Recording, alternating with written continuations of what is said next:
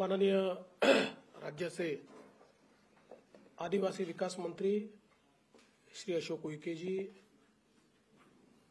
या ठिकाणी उपस्थित आदिवासी सचिव, उद्योग सचिव, TRTIचे डायरेक्टर, सर्व ज्येष्ठ अधिकारी आणि उपस्थित सर्व CSR पार्टनर्स, भगिनी आणि बंधूंनो,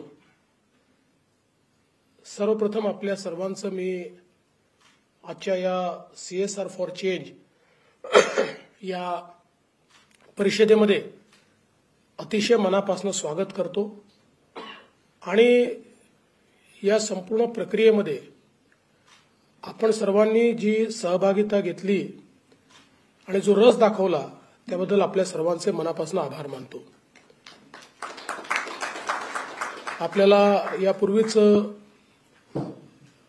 एका फिल्ममधून दाखवलेलं आहे की महाराष्ट्राच्या जवळपास 9.5% म्हणजे महाराष्ट्राची जी लोकसंख्या आहे त्याच्या 9.5% ही आपल्याकडे आदिवासी लोकसंख्या आहे आणि देशाच्या एकूण आदिवासी लोकसंख्येच्या 10% लोकसंख्या ही महाराष्ट्रामध्ये आहे। त्यामुळे मोठ्या प्रमाणात निवास असलेलं राज्य म्हणून महाराष्ट्राकडे पाहिलं जातं। खरं म्हणजे आपण जर इतिहास बघितला तर एक फार रिच अशा प्रकारचं ट्रायबल कल्चर आपल्याला पाहायला मिळतं। एक वेल डेव्हलप्ड सोसायटी आपल्याला पाहायला मिळते की ज्या सोसायटीमध्ये रूल ऑफ द लॉ होता, ज्या सोसायटीमध्ये मूल्य होती, ज्या सोसायटीमध्ये त्या ठिकाणी राज्य कारभार होता। पण दुर्दैवाने कालचक्रात जी काही परिस्थिती आली त्या परिस्थितीमध्ये हा समाज मागे पडत गेला आणि दुर्दैवाने आपल्या असं लक्षात येतं की अनेक गोष्टींमध्ये एक मागासलेपण आपल्याला ट्रायबल कम्युनिटीमध्ये पाहायला मिळतं आणि म्हणूनच देशामध्ये आणि राज्यामध्ये सातत्याने आदिवासी समाजाचा विकास कसा करता येईल या दृष्टीने केंद्र सरकार आणि राज्य सरकार वेगवेगळ्या प्रकारच्या योजना या राबवत असतं। विशेषतः आपण जर बघितलं तर हेल्थ केअर आणि न्यूट्रिशन, एज्युकेशन आणि त्यासोबत लाईव्हलीहूड एक 3-4 क्षेत्र अशी आहेत की जे या सर्व आदिवासी कम्युनिटी करता अत्यंत महत्त्वाचे आहेत। आज आपण पाहू शकतो की मुंबईपासून 100 किलोमीटरवर असलेल्या पालघरमध्ये देखील मोठ्या प्रमाणात आपल्याला स्टंटिंग दिसतं, जी एक आपल्याकरता अतिशय काळजीची गोष्ट आहे।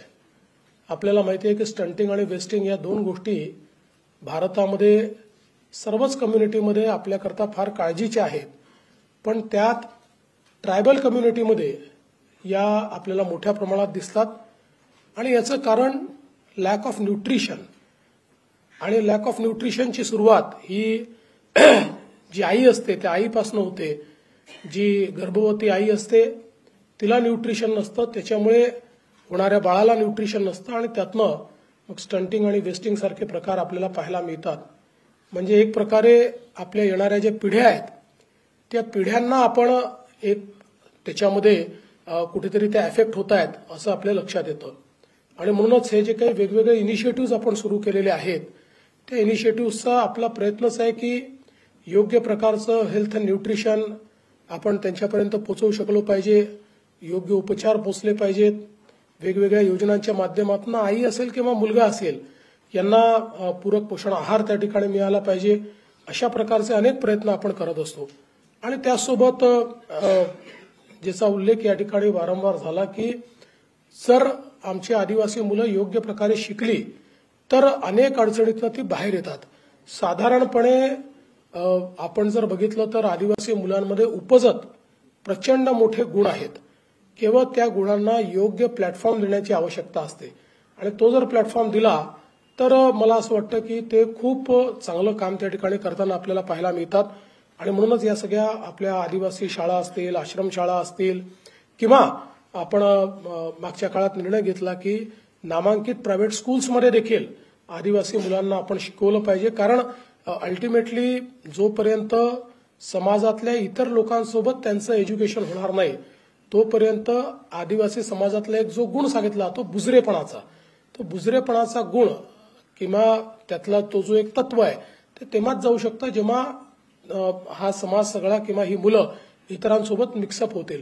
आणि म्हणून त्याही संदर्भात आपण मागच्या काळामध्ये निर्णय घेतले आणि अशा प्रकारे नामांकित शाळांमध्येही आदिवासी समाजाच्या मुलांना आपण त्या ठिकाणी प्रवेश देतो आणि त्यांच्या शिक्षणाची व्यवस्था त्या ठिकाणी करतो. पण हे सगळं करत असताना कुठेतरी एक गोष्ट लक्षात आली आहे की सरकार आपले प्रयत्न करते पण केवळ सरकारच्या प्रयत्नांनी हे होत नाही.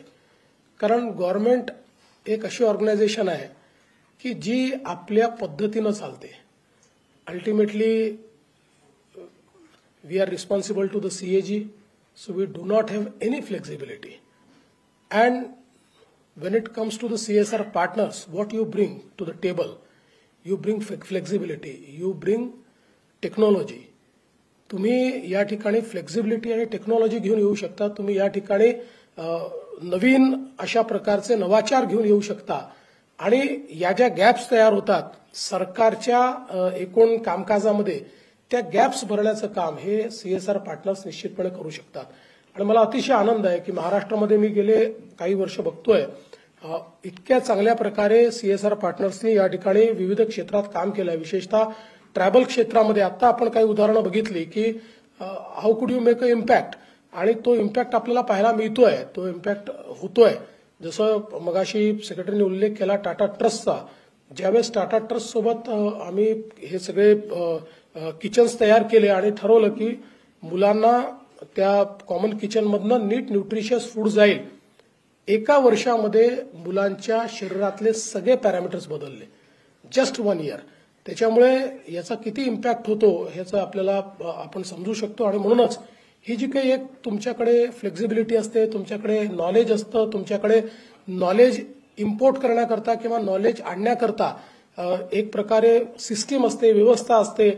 या सगळ्या गोष्टी ज्या आहेत या सरकारमध्ये होऊ शकत नाही. आणि म्हणूनच मला असं वाटतं की CSRच्या माध्यमातून तुम्ही जो काही पैसा लावता तो तर महत्वाचा आहे, पण त्याहीपेक्षा ज्या सिस्टीम्स तुम्ही उभ्या करता, जे नॉलेज तुम्ही त्या ठिकाणी आणता हे अधिक महत्वाचं आहे असं माझं मत आहे.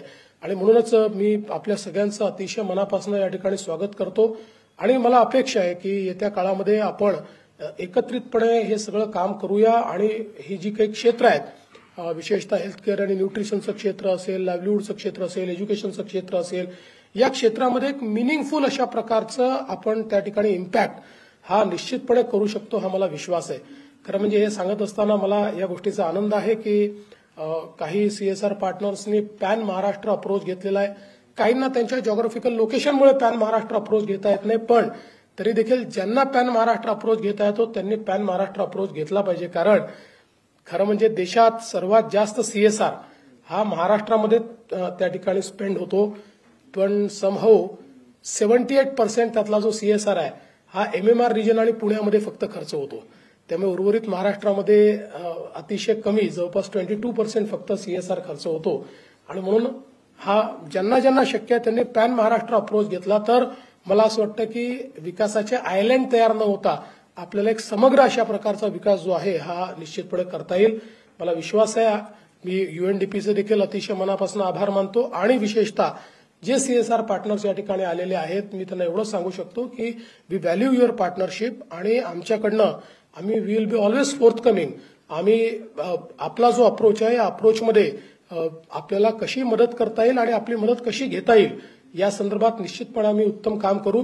आणि मगाशी सचिवांनी सांगितलं ही गोष्ट देखील अतिशय महत्वाची आहे की अल्टिमेटली हे सगळं करत असताना आपण जर हे एका प्लॅनिंगने केलं, एका पद्धतीने आपण गेलो तर मला असं वाटतं की अतिशय बॅलन्स्ड आणि अतिशय कमी वेळात हा विकास आपल्याला करता येईल. अन्यथा अनेक लोक अनेक गोष्टी करतायत पण त्याचा इम्पॅक्ट काय आहे तर तो फार इम्पॅक्ट नाही आहे, तर तो इम्पॅक्ट देखील आपल्याला चांगल्या प्रकारे त्या ठिकाणी करता येईल. म्हणून मी पुन्हा एकदा आमच्या आदिवासी विकास विभाग असेल, UNDP असेल, सगळ्यांचं अभिनंदन करतो, CSR पार्टनर्सचं अभिनंदन करतो आणि मला या अतिशय चांगल्या कार्यक्रमात या ठिकाणी बोलण्याची संधी दिली त्याबद्दल आभार म्हणून माझे 2 शब्द संपवतो. जय हिंद, जय महाराष्ट्र.